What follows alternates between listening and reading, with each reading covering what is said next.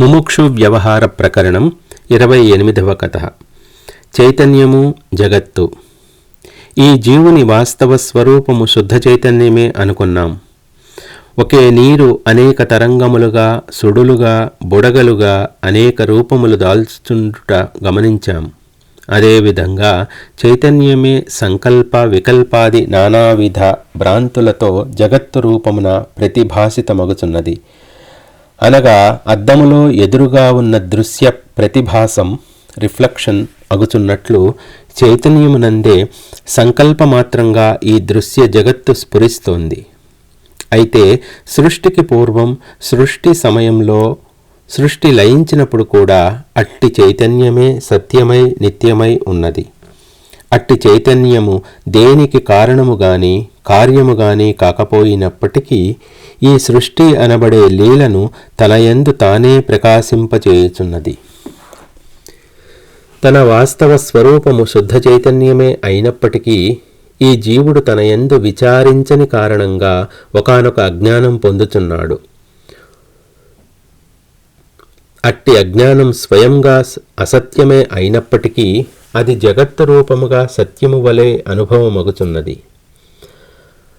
అవిచారముతో కూడిన ఆత్మ ప్రకృతి అనబడే దృశ్య భావన యందు ప్రవేశించి ఈ జగత్తును సత్యమైన దానివలే స్ఫురింపజేస్తోంది.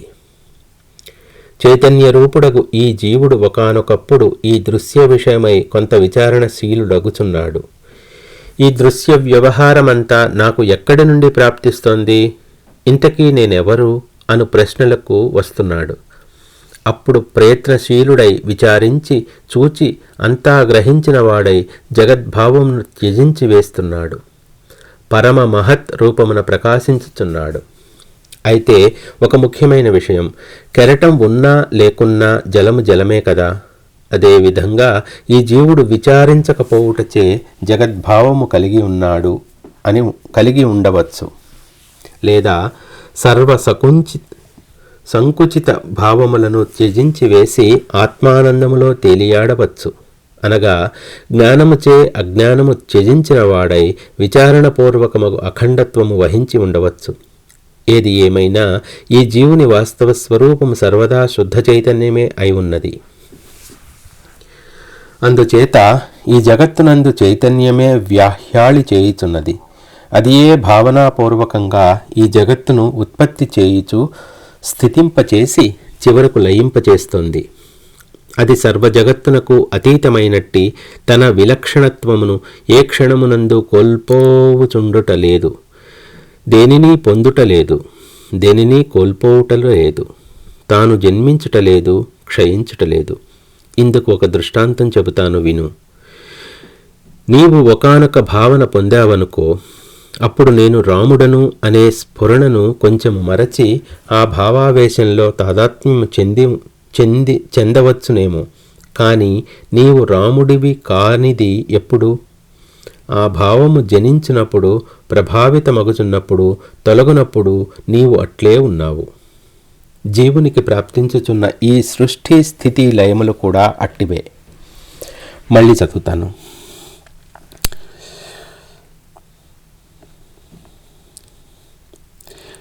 నీవు ఒకానొక భావన పొందావనుకో, అప్పుడు నేను రాముడను అనే స్ఫురణను కొంచెం మరచి ఆ భావావేశంలో తాదాత్మ్యం చెందవచ్చు. కానీ నీవు రాముడివి కానిది ఎప్పుడు? ఆ భావము జనించినప్పుడు, ప్రభావితమగునప్పుడు, తొలగనప్పుడు కూడా నీవు అట్లే ఉన్నావు. జీవునికి ప్రాప్తించుచున్న ఈ సృష్టి స్థితి లయములు కూడా అట్టివే. ఓయే జీవుడా, నీ స్వస్వరూపము స్వసత్త సామాన్య అనుభవమగు శుద్ధ చైతన్యమే కదా. అట్టి శుద్ధ చైతన్యమునకు చావు పుట్టుకలు ఎక్కడున్నాయి? మరి నీవు దుఃఖించవలసిన పనేమున్నది? నేను నీవు అట్లే ప్రతి ఒక్కరూ అమృత తుల్యమగు ఆ అద్వితీయ చైతన్యమే అని ఈ మన విచారణ సర్వులకు నిరూపించగలదు. ఎవరైతే విచారణ పరులై ఆత్మను దాని స్వభావ స్వరూపములను గ్రహిస్తారో అట్టివారు సర్వశబ్దములకు మనస్సునకు అతీతమయ్యున్న పరబ్రహ్మమే నేను అను అనుభవంతో ప్రకాశించుతున్నారు. ఈ ప్రపంచము నా నుండి వేరుగా సత్యమై ఉన్నది కాదు. స్వకీయ కల్పనచే నేనిదంతా ఇట్లు గాంచుచున్నాను, ఇదంతా నా ఆత్మస్వరూపమే అని తెలియబడుటచే మనస్సు శూన్యమై శాంతిస్తోంది. అట్టి స్థితిలో జ్ఞానేంద్రియములు తమ తమ కార్యక్రమాలు నిర్వర్తించుచున్నప్పటికీ కర్మఫలము అనునది అతనిని ఏమాత్రం తాకుటలేదు. ఇది చేశాను, ఇది ఇట్లున్నదేమి అనునట్టి కర్తృత్వ అహంకారమును స్పర్ధను త్యజించి వేస్తున్నాడు. మనస్సు శూన్యమైన చోట వాసనల ప్రభావం మాత్రం ఏమి ఉంటుంది? కర్మేంద్రియములు ఆసక్తులను త్యజిస్తాయి.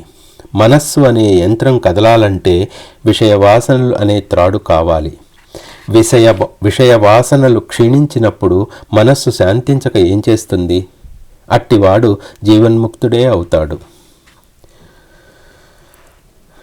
జీవన్ముక్తులు కూడా అనేక సందర్భములలో ఇతరుల వలనే కర్మలు నిర్వర్తిస్తున్నారు.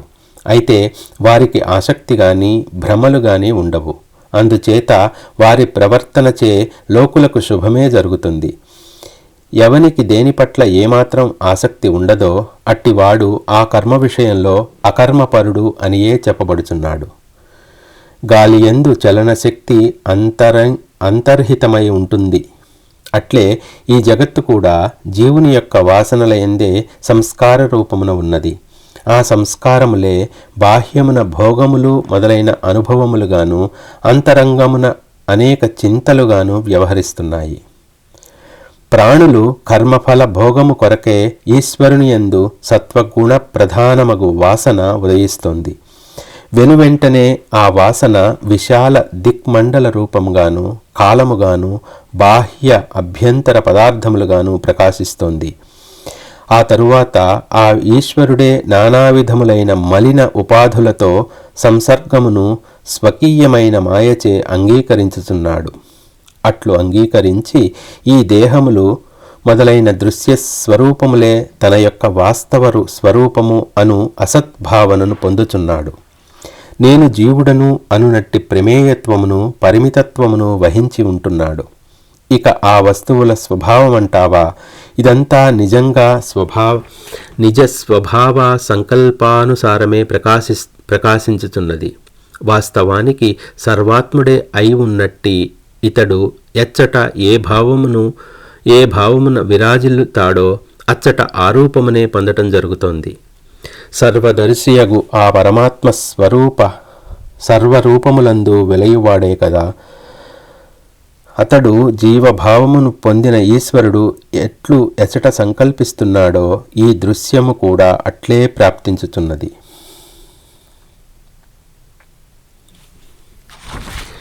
బాహ్య పదార్థములు అనగా ఈ దృశ్యములోని పదార్థజాలం. ఈ శరీరం కూడా అట్టి జగదృశ్యములోని భాగమే. అభ్యంతర పదార్థములు అనగా మనస్వభావము, బుద్ధి, చిత్తము, అహంకారము. మనస్సు మన స్వభావం, బుద్ధి నిర్ణయాత్మక స్వభావం, చిత్తము ప్రియము కలిగియుండు స్వభావము, అహంకారము నేను నాది అను స్వభావం. వీటిని అభ్యంతర పదార్థములు అని అంటారు. ద్రష్ట ఉంటేనే కదా దృశ్యము ఉండేది. కనుక ద్రష్టను అనుసరించే దృశ్యముంటోంది. దర్శించువాడు దర్శనమునకు మునుముందే ఉన్నాడు. వాస్తవానికి దృశ్యము గాని దృశ్యత్వము గాని ద్రష్టత్వము గాని సత్యమైనవి కావు. ఈ జగత్తులోని పదార్థజాలమంతా సంకల్పమాత్రము చేతనే స్వకీయ భావన చేతనే అనుభూతమగుచున్నది. అందుచేతనే ఈ జగత్తు మిథ్యా అని చెప్పబడుతోంది. సత్యరూపము సర్వుల వాస్తవ స్వరూపము అయిన బ్రహ్మము సర్వదా కారణరహితమే అయి ఉన్నది. ప్రత్యక్ష అనుమానముల ద్వారా విచారించినప్పుడు ఆ అద్వితీయ బ్రహ్మమే సర్వుల వాస్తవ స్వరూపముగా సిద్ధించుచున్నది. ఓ సాధు, మనం తత్వ విషయంలో ప్రవేశించే ముందు మరొక్కసారి ఒకానొక నగ్న సత్యమును సర్వజనులకు ప్రకటిస్తున్నాను. స్వయత్నమాత్రే యదుపాసకో యః తదైవ శబ్దార్థమపాస్య దూరే శూరేణ సాధో పదముత్తమం తత్ స్వపౌరుషేణైవ హి లభ్యతేంతః. ఇతఃపూర్వము వర్తమానపు స్వప్రయత్నములకు వేరుగా దైవము అనబడు స్వయం నిర్ణయాధికారం గల వస్తువ ఏదీ ఎచ్చటా లేదు. నీవు ఆ దైవము అనబడు శబ్దార్థములను దూరంగా ఉంచి ప్రయత్నశీలుడవు అయ్యదవుగాక. ముముక్షువు అయినవాడు తనను ప్రతిరోజు సమీపిస్తున్న అనేక వ్యవహారములను జాగ్రత్తగా గమనిస్తూ ఉండాలి. తన ఇంద్రియ మనస్సులు వాటి పట్ల ఆసక్తిపూర్వకంగా ప్రసరించకుండా చూసుకోవాలి. ఆ దృష్టిని అపరోక్షమగు ఆత్మ వైపు తరలించాలి. అప్పుడే అతడు శూరుడు అనిపించుకుంటాడు. అట్టివాడు దైవము అను దానిని పరిత్యజించి పౌరుష ప్రభావము చేత తన హృదయంలోనే ఆత్మసాక్షాత్కారం పొందుచున్నాడు. స్వీయ బుద్ధి బలంచేత బ్రహ్మమును సాక్షాత్కరింపచేసుకునే వరకు స్వప్రయత్నము అను దానిని ఏమాత్రం విడిచిపెట్టరాదు. ఒకవైపు ఆయా ఆచార్యులు నియమించినట్టి విధి విధానపూర్వకమైన ప్రార్థన, పూజ, ధ్యానము మొదలైనవి నిర్వర్తించవలసిందే. మరొక వైపు తత్వ విషయమై విచారణ చేస్తూ ఉండవలసిందే. మళ్ళీ చదువుతాను. స్వీయ బుద్ధి బలం చేత బ్రహ్మము సాక్షాత్కరింపచేసుకునే వరకు స్వప్రయత్నము అను దానిని ఏమాత్రం విడిచిపెట్టరాదు. ఒకవైపు ఆయా ఆచార్యులు నియమించినట్టి విధి విధానపూర్వకమైన ప్రార్థన, పూజ, ధ్యానము మొదలైనవి నిర్వర్తించవలసిందే. మరొక వైపు తత్వ విషయమై విచారణ చేస్తూ ఉండవలసిందే.